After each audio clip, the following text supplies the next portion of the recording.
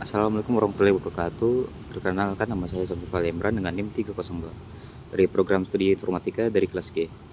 Di sini pada kesempatan ini saya akan mempresentasikan tentang capaian pembelajaran lulusan atau disebut dengan sebagai CPL.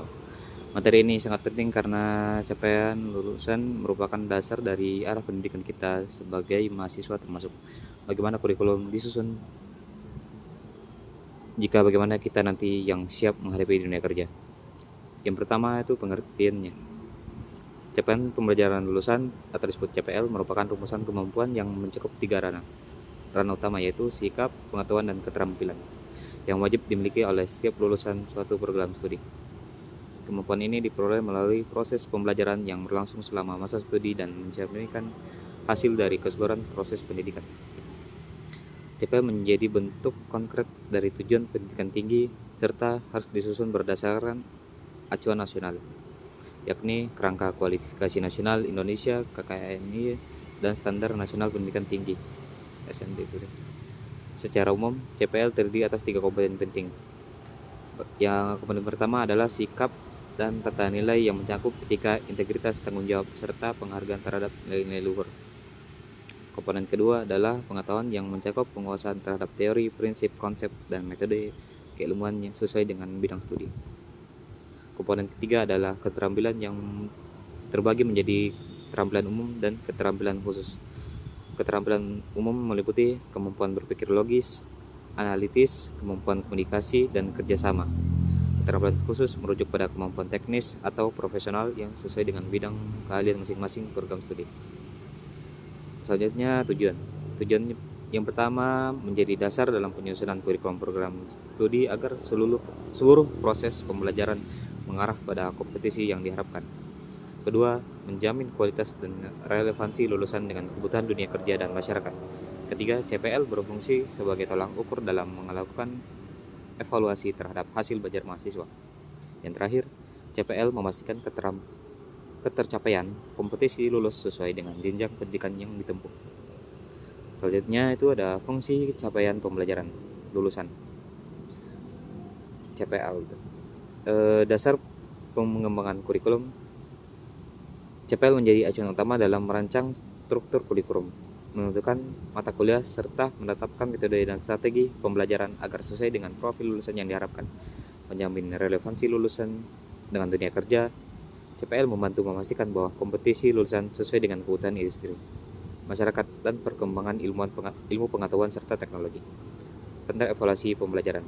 CPL digunakan sebagai tolak ukur dalam menilai ketercapaian hasil belajar mahasiswa, baik dalam bentuk penilaian formatif maupun sumatif.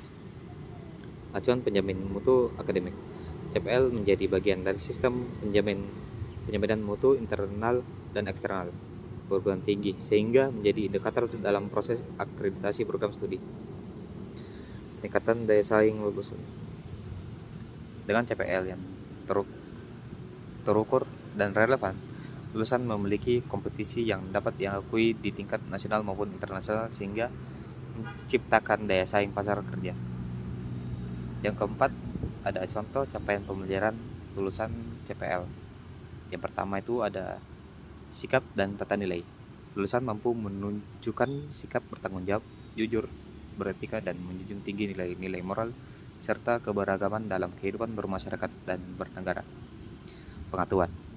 Lulusan mengetahui teori, konsep, dan prinsip dasar keilmuan sesuai bidang studi, serta mampu mengikuti perkembangan ilmu pengetahuan, teknologi, dan seni. Yang selanjutnya ada keterampilan umum.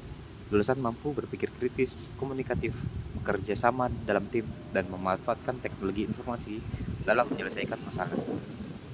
Selanjutnya ada keterampilan khusus. Contoh untuk prodi informatika, lulusan mampu merancang, mengembangkan, dan menguji sistem perangkat lunak berbasis teknologi informasi sesuai kebutuhan pengguna dan memperhatikan aspek fungsional, keamanan, dan etika profesi.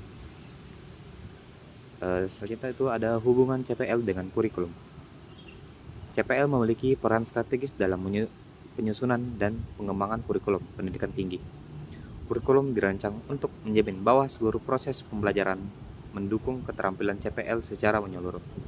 Beberapa bentuk hubungan CPL dengan kurikulum antara lain: dasar penyusunan kurikulum. Setiap mata kuliah, kegiatan praktikum, magang, dan tugas akhir harus mengacu pada pencapaian CPL.